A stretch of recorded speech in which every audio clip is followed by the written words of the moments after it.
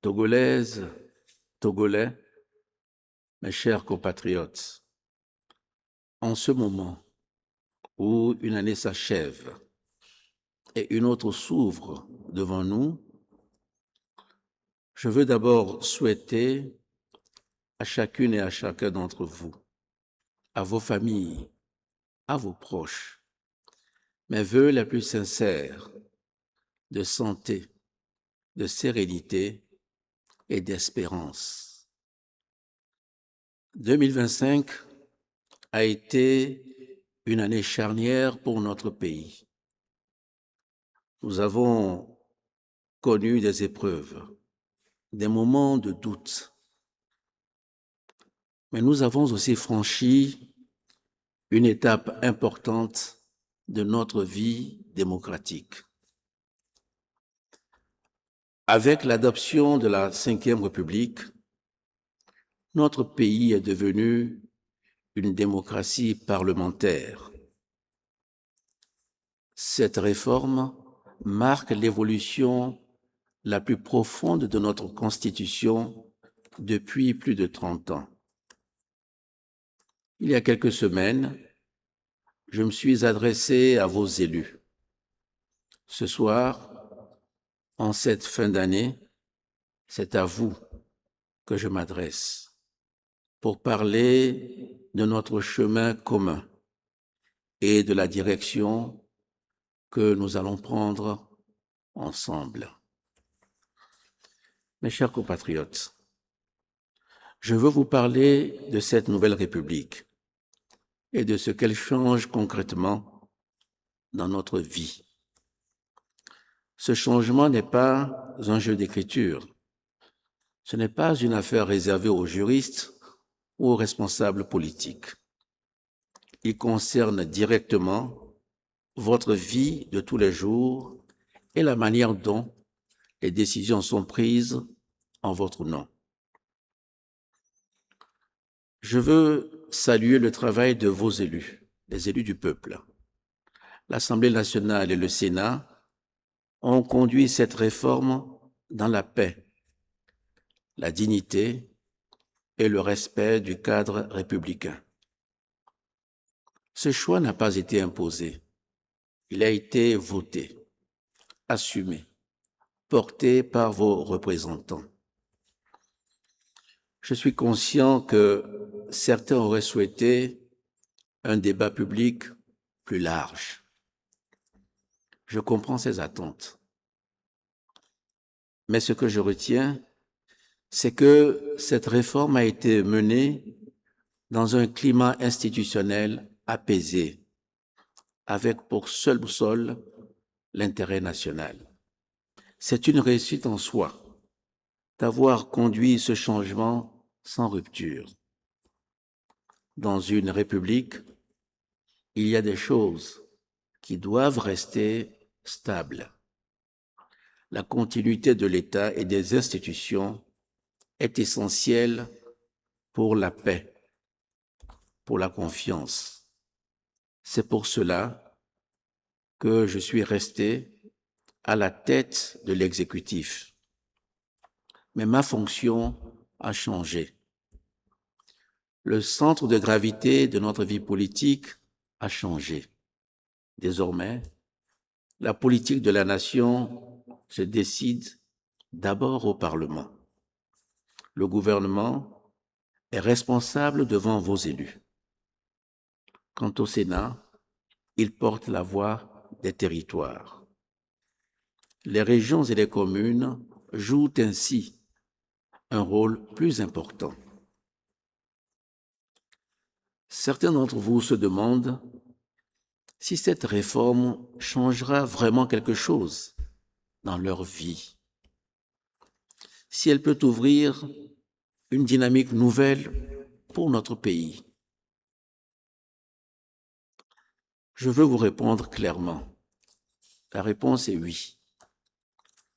Nous allons changer de méthode, faire vivre autrement notre démocratie, ouvrir un nouveau chapitre, sans casser ce que nous avons construit. Pour cela, j'ai fixé au gouvernement 3 priorités simples: protéger, rassembler, transformer. Elles donnent un sens concret à ce changement de régime et elles résument au fond ce que je vous dois comme président du Conseil: la sécurité, l'unité et l'avenir. Mes chers compatriotes, protéger, c'est la première responsabilité d'un État. Et c'est la première mission que je me donne et que je donne à mon gouvernement pour 2026. Protéger, c'est bien sûr d'abord garantir la sécurité, celle de nos familles, de nos villages et de notre territoire. Dans une région instable, nos forces de défense et de sécurité agissent avec courage et bravoure. Elles protègent nos populations et tiennent nos frontières. Je veux ce soir leur rendre hommage, ainsi qu'à tous ceux qui, chaque jour, veillent sur notre stabilité. Mais je dois aussi vous dire ceci: on ne protège pas un pays seulement avec des armes. On le protège en donnant à chacun une vie digne, en donnant une place à sa jeunesse, en évitant que la pauvreté, l'exclusion ou la colère ne deviennent des terreaux de la violence. La sécurité vient donc aussi du développement. Elle vient de l'emploi. Elle vient de l'accès aux services essentiels. Elle vient d'un pays où personne ne se sente oublié. Quand un enfant peut aller à l'école en paix, nous renforçons la sécurité. Quand une famille a accès aux soins, nous renforçons la sécurité. Quand un agriculteur peut vivre de son travail, nous renforçons la sécurité. Et quand un village a accès à l'eau, à la route, à l'électricité, nous renforçons également la sécurité. C'est la raison pour laquelle nous poursuivrons notre stratégie globale qui associe sécurité, développement local et cohésion sociale. Mes chers compatriotes, Togolaises, Togolais, rassembler, c'est la deuxième grande priorité que j'ai fixée à notre action en 2026. Rassembler, c'est renforcer notre unité nationale. Et elle ne peut s'épanouir que dans l'équité territoriale. La décentralisation n'est pas un slogan. C'est une manière de gouverner autrement, de reconnaître la diversité de nos territoires, d'aller vers ceux qui sont loin du centre ou de la capitale.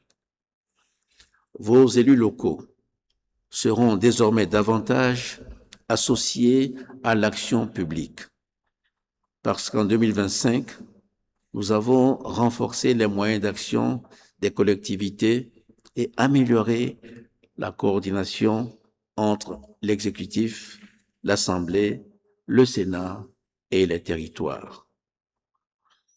Rassembler, c'est aussi reconnaître la place de chacun et créer les conditions d'un dialogue durable entre majorité et opposition. La critique constructive et apaisée fait partie du fonctionnement normal de la démocratie. Je veux le dire clairement ce soir. L'opposition est une composante essentielle de la République. Elle a la responsabilité de questionner, d'alerter et de proposer. En 2026, je souhaite qu'une culture politique nouvelle s'impose. Une culture politique de respect, où l'on critique les idées, mais jamais les personnes. où l'on se pose sans se déchirer, où l'on débat sans se détruire. Franchissons ensemble cette étape supplémentaire vers un climat politique plus apaisé, où les désaccords s'expriment de manière constructive, sans violence ni dégradation.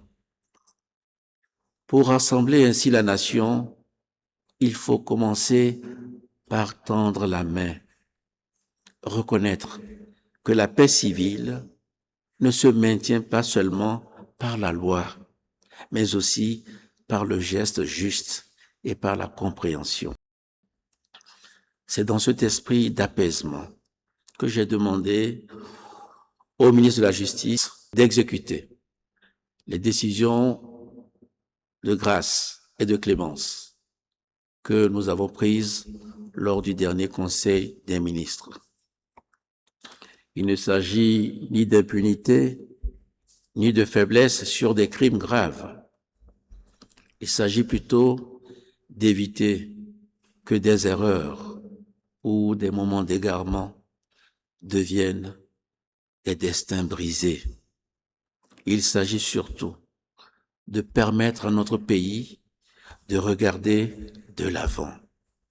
Notre avenir, c'est de cela que je souhaite maintenant vous parler. Mes chers compatriotes, transformer, c'est notre troisième grande priorité et c'est sans doute la plus exigeante. Depuis plusieurs années, notre pays progresse. Il progresse en matière d'infrastructure, de stabilité économique, d'intégration régionale, de digitalisation. Ces efforts sont réels et ils doivent être reconnus. Nous devons maintenant franchir un cap supplémentaire. Transformer le Togo aujourd'hui, c'est d'abord investir dans notre première richesse.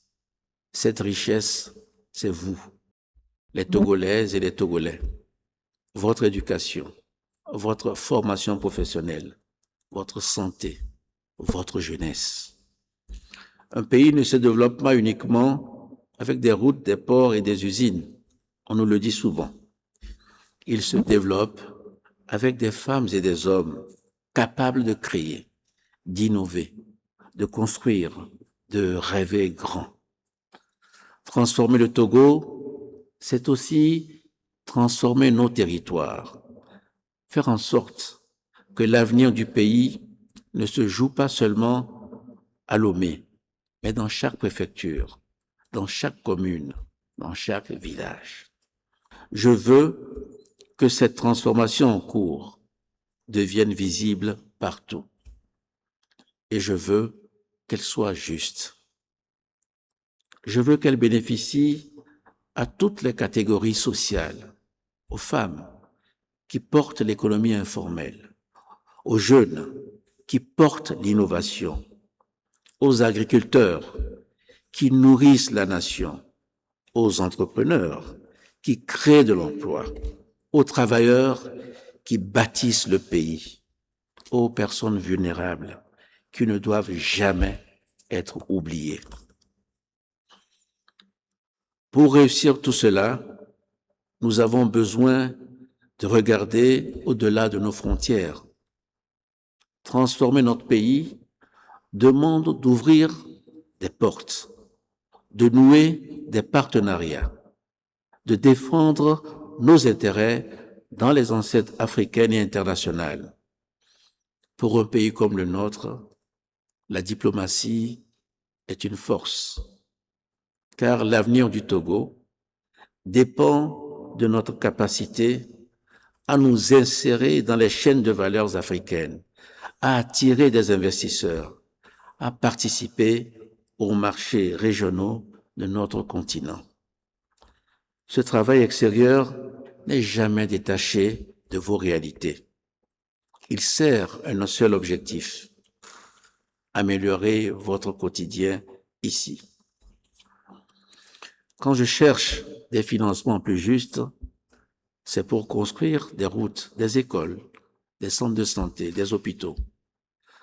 Quand je mobilise des investisseurs, c'est pour créer de l'emploi ici, dans notre pays. Quand je fais entendre la voix du Togo, c'est pour obtenir des règles plus équitables, alléger le poids de la dette et renforcer notre sécurité. Je vous sers ici, à travers mon gouvernement et les priorités que nous nous sommes fixées. Je vous sers aussi à l'extérieur, avec la même énergie, pour répondre à vos besoins quotidiens, la sécurité, l'emploi, le coût de la vie, les services essentiels. Togolaises, Togolais, mes chers compatriotes, protéger, rassembler, transformer. Voilà notre chemin pour l'année qui vient. C'est le socle de notre action.